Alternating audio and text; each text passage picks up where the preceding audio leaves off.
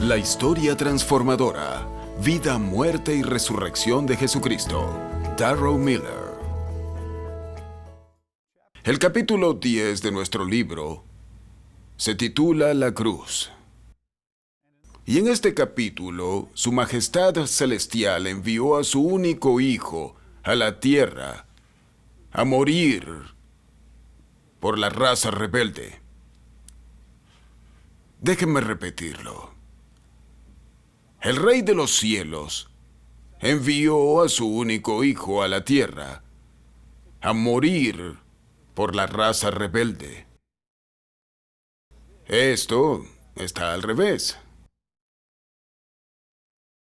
Los dioses paganos exigen a los padres el sacrificio de sus hijos a los dioses. Bob y yo tuvimos el privilegio de ir con nuestras esposas a visitar la gran capital inca de Machu Picchu en el Perú. Es una ciudad increíble. Un testimonio tanto de las habilidades de ingeniería y de arquitectura de los pueblos indígenas en Sudamérica. Y mientras hacíamos un tour de esta gran capital inca, el guía turístico nos llevó a lo que era un altar, una losa de piedra con vista al valle debajo.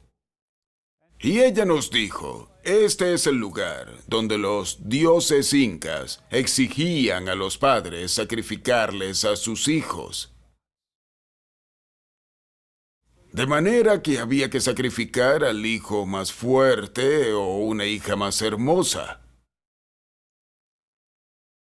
Todos sabemos por el Antiguo Testamento que el dios Moloch exigía el sacrificio de niños. A través de la historia, los dioses paganos han exigido el sacrificio de niños a los dioses.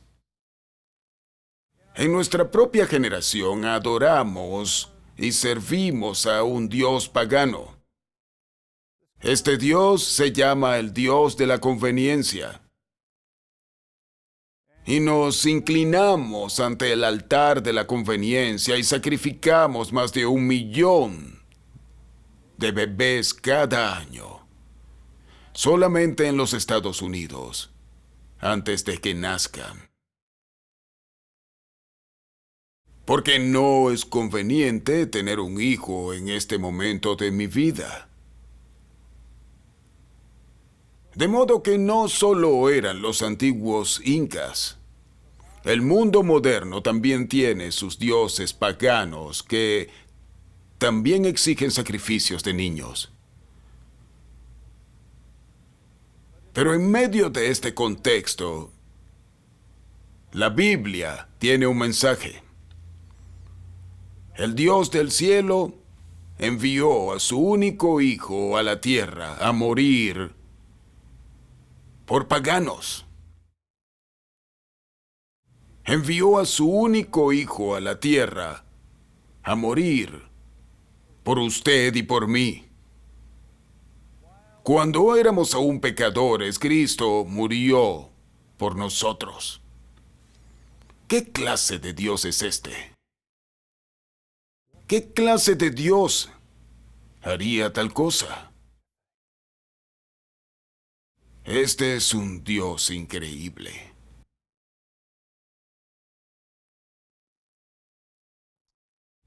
Jesús vino y vivió una vida perfecta. ¿Por qué una vida perfecta? Porque Dios exige perfección. Y usted y yo somos pecadores, no podemos vivir una vida perfecta. Jesús vino y vivió una vida perfecta en mi nombre. Para mí. Para que la justicia de Dios pasara a ser mi propia justicia. En el libro mayor, en el libro de cuentas, la justicia de Dios se vuelve mi justicia. Recuerdo que, siendo mucho más joven, compré un auto y cada vez tenía que ir al banco para pagar la mensualidad. Pero cierto día fui a hacer el pago y le dije a la cajera que consultó mi cuenta y me dijo: «Señor Miller, su deuda ha sido pagada». Y yo pensé: ¿cómo es que mi deuda ha sido cancelada si solo hace un par de meses que compré el auto y solo hice un par de pagos? No, señor Miller, ya ha sido pagada. Y de pronto me di cuenta de que Dios había pagado por mí. Jesús vivió una vida perfecta por mí. Luego la señorita sacó unos papeles y dijo: «Oh, lo siento, señor Miller, realmente su deuda no ha sido cancelada». Pero me quedé pensando, pues comprendí algo profundo acerca de lo que había hecho Cristo. Él vivió una vida perfecta en mi nombre y murió la muerte que yo merecía. Murió en la cruz la muerte que yo merecía. Estas son las buenas nuevas. Cristo vivió y murió por mí. Después de su muerte, bajaron su cuerpo de la cruz y lo pusieron en una tumba.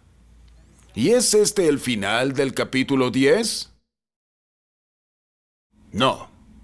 Si fuera el final del capítulo, sería el final de la historia. Pero al final del capítulo, Cristo resucitó de los muertos. Y toda la historia fue transformada. Hasta ese momento en la historia, la muerte siempre ganó. Si moriste, todo se acabó. Estabas muerto. La conquista de Cristo sobre la muerte, Cristo resucitando de los muertos, marcó un giro decisivo, un giro ético en toda la historia de la humanidad. La muerte perdió, la vida ganó, y la historia nunca será igual. En nuestras iglesias celebramos la resurrección de Cristo, y es una cosa digna de celebración, pero creo que hay veces en que dejamos la resurrección solo en el modo de una festividad religiosa. Pero la iglesia primitiva entendió la realidad de la resurrección de una forma que nosotros no entendemos. Rodney Starks, en el libro El desarrollo del cristianismo, plantea la pregunta de que si no existe Dios, ni existen los milagros, ¿cómo explicamos el movimiento social más profundo de todos los tiempos, el auge del cristianismo? Él es un sociólogo que quiso estudiar este fenómeno y nos aporta varias ilustraciones de cómo era la iglesia primitiva. Y recuerdo que habla de las plagas que barrieron Europa. Plagas que mataron a cientos de miles de personas durante el tiempo del período romano en Europa.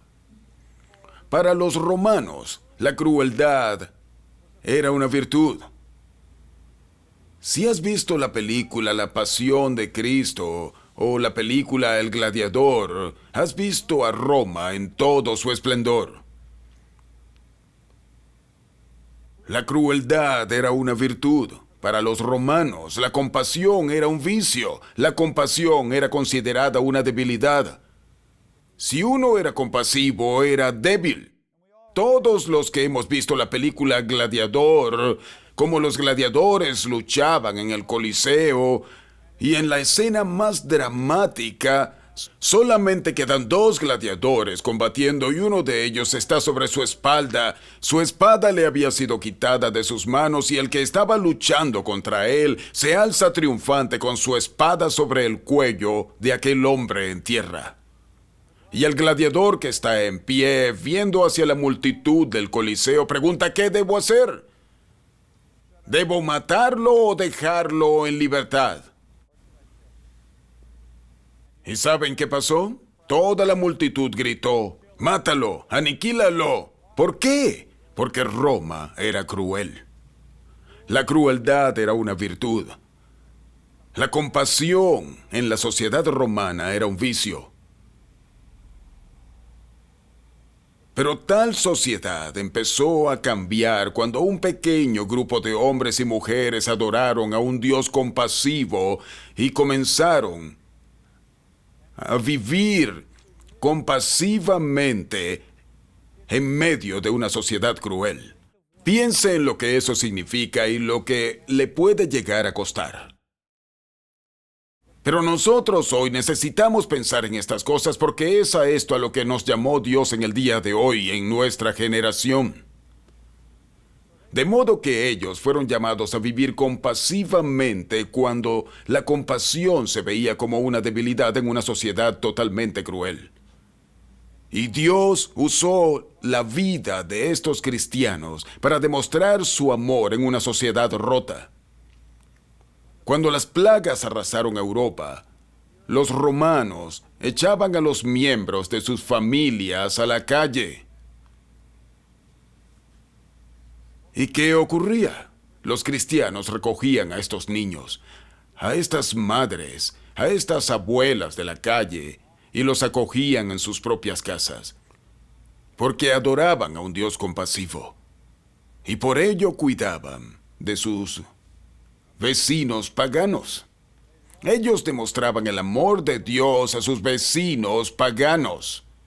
Y lo hacían de maneras muy costosas, porque muchos de estos cristianos se contagiaron de la plaga de sus vecinos y murieron.